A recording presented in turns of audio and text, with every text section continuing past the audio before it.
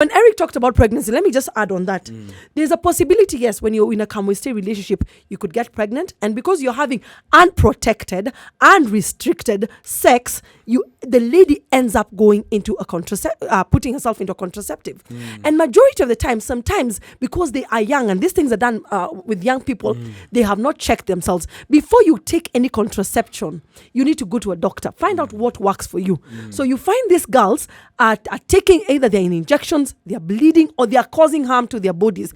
By the time this lady gets to her 27 or 28 years, she's actually damaged herself in a way. Contraceptives do that to women. They can even hinder them getting pregnant. Why? Because she was busy doing a come-we-stay arrangement with someone. Sometimes even, and I do agree with you, there are those ones that work. I am not going to... yes, they are men. But I'm not... Is there a newspaper near me? This man.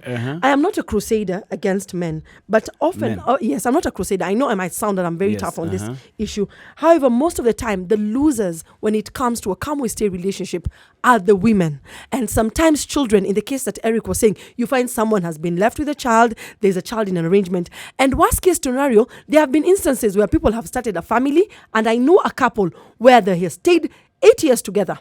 And on the 8 years together, of course, there are difficult things or things happened in relationship and marriage. The man stepped aside, was moved to Kericho for work. 4 months into moving Kericho, the lady was seeing marriage bans. That now the man was actually getting married legally. Yet she had been with this man for 7 years. What was that all about? Exactly, for 7 years, and you have one child. Yeni is going to Kericho to marry someone else. Emmanuel, it happens. The losers are the women. Well, it is okay, it is working in your family, but it is not right. There are ways, there are ways that we can legalize this. We have the Marriage Act of 2014 and the one for 2012. Someone can go online and read about it. Today I'll school you on that. I know you're looking at me very funny.